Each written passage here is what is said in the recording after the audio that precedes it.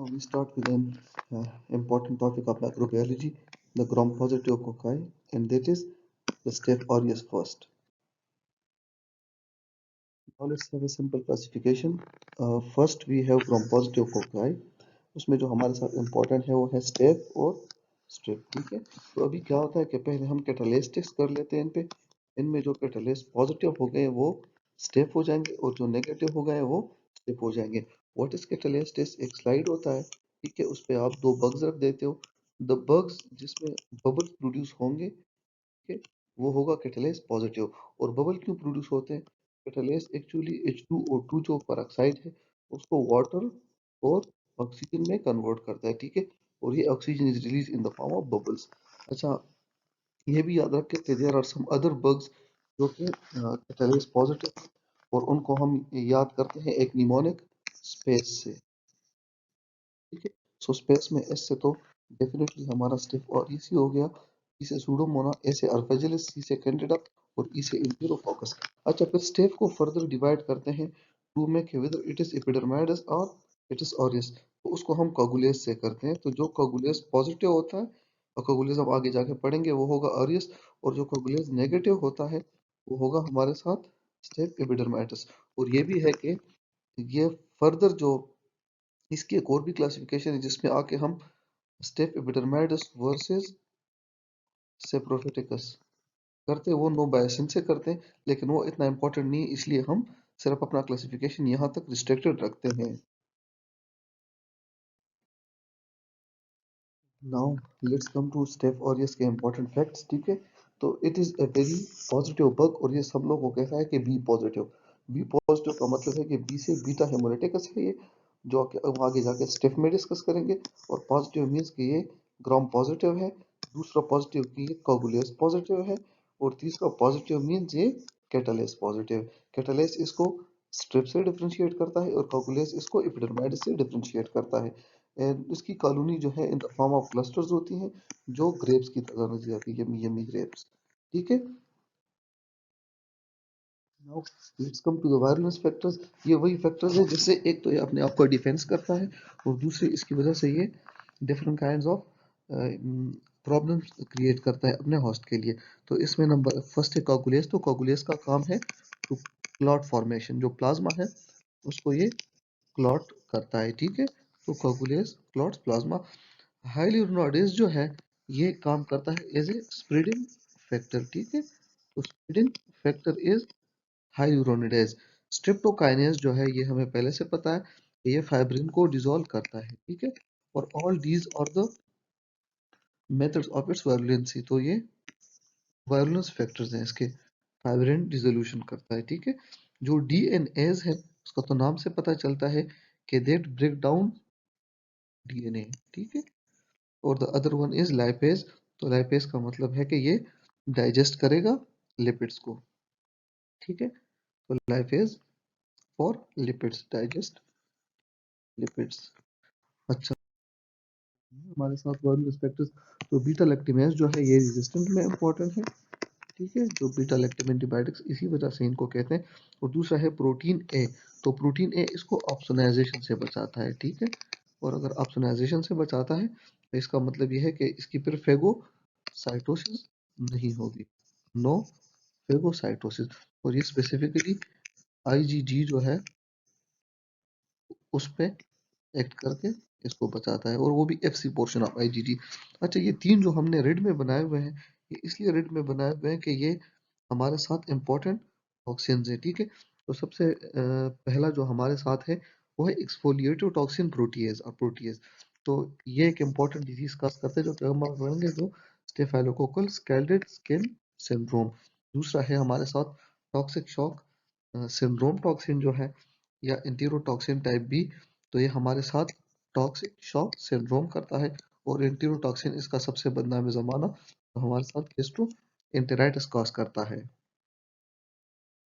Infection तो इसके three important infection है, कार्बंकल, फ्यूरंकल और फॉलिकुलाइटिस।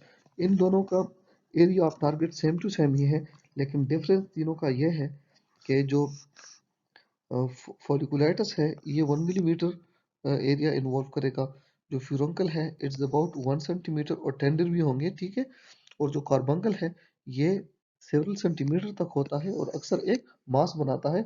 और अक्सर डायबिटिक में ये नेक पे स्पेशली नेप एरिया पे होता है।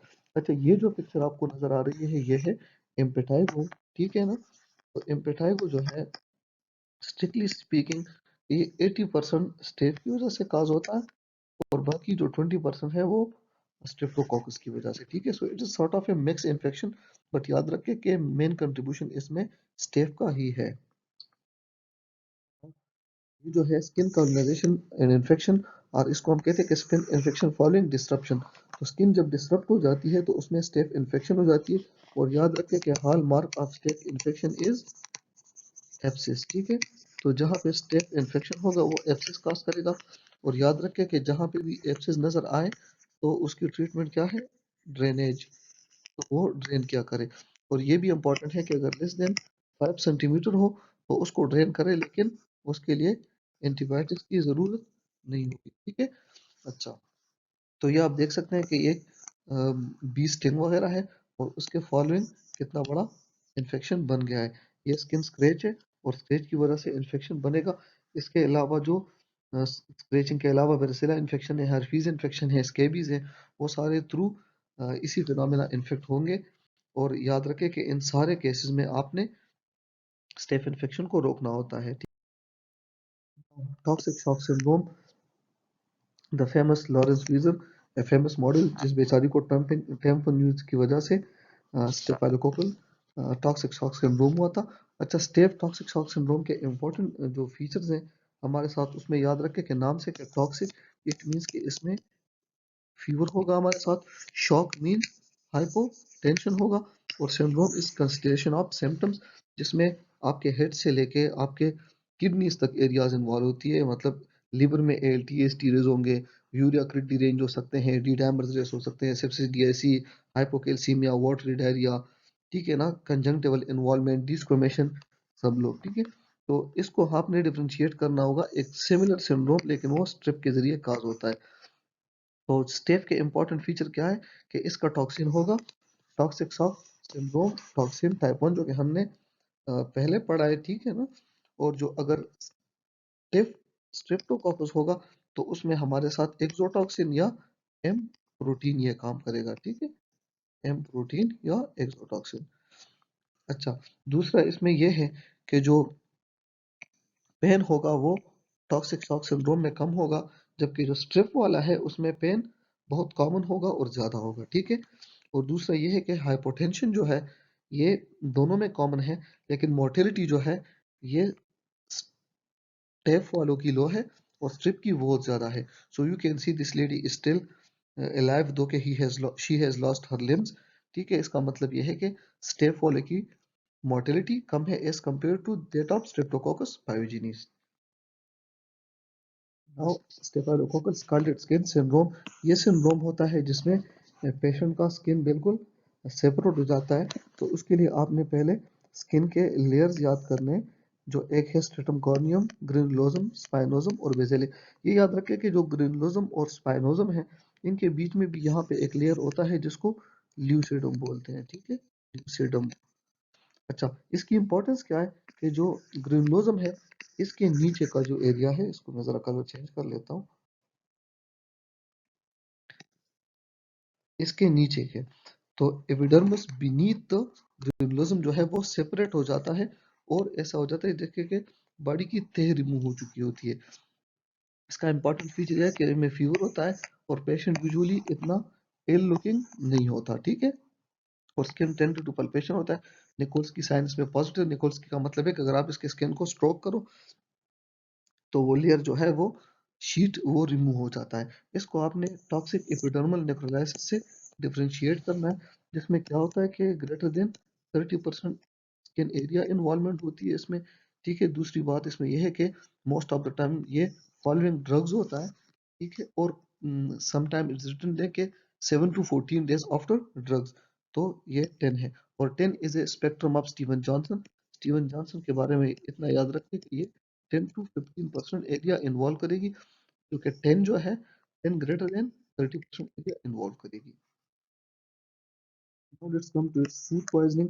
तो याद रखें कि S जो है ये 5 की तरह लिखा जा सकता है, तो ये 5 हावर इसका median duration होगा. तो baked food filled with cream, mayonnaise or meat, potato, all those foods that you ate colonized with staph, तो वहाँ पे एक प्री फॉर्म टॉक्सिन होगा. डेट प्री फॉर्म टॉक्सिन जो कि हमने एंटीरोटॉक्सिन पहले पढ़ा है, वो आपको पहले देगा नोजिया, वोमिटिंग और फिर डायरिया. ठीक है, एंड दैट में लीड टू डिहाइड्रेशन. और इसके लिए आपने एंटीबायोटिक्स यूज नहीं करने हैं क्योंकि ये फ्री फॉर्म टॉक्सिन की वजह से होता है, and that is one among the miss use of antibiotics. Now step के बारे में ये भी याद रखें कि ये ऑस्टियोमाइलाइटिस और सेप्टिक आर्थराइटिस का मोस्ट कॉमन काज है. So whenever you are asked the most common cause of osteomyelitis, staph aureus. The most common cause of septic arthritis, staph aureus. और इसके अलावा जो हमारे साथ बैक्टीरियल एंडोकार्डाइटिस है, उसका भी स्टेफ एक इंपॉर्टेंट काज है जो कि आगे हम जाके पढ़ेंगे. और रैपिडली प्रोग्रेसिव फेटल निमोनिया जो है, ये भी स्टेफ का एक इम्पोर्टेंट काज है. अच्छा, ये भी याद रखें, अगर किसी इंसान को लंग एप्सिस हो और लंग एप्सिस के बाद अगर उस बंदे को सीरियस सिम्टम आ गए, लेट्स सपोज मेनिंजाइटिस या ब्रेन एप्सिस आ गया, तो that is most likely due to staph aureus. अच्छा, अनदर जो इम्पोर्टेंट बग है हमारे साथ इसका जो हमने पढ़ा था वो है स्टेफ इविडरमाइटिस. ठीक है, तो इविडरमाइटिस के बारे में याद रखें कि जब भी बॉडी में डीप फॉरेन बॉडीज होंगी, या आसान अल्फाज में मैं अपने स्टूडेंट को समझाता हूँ कि डीप प्लास्टिक्स होंगे, तो वो एक सोर्स होंगे स्टेप एपिडर्माइटिस की. लाइक डी प्लास्टिक का क्या मतलब है? अगर एक बंदे को प्रोस्थेटिक वॉल है हर्ट में, तो think of staph epidermitis infection in that person.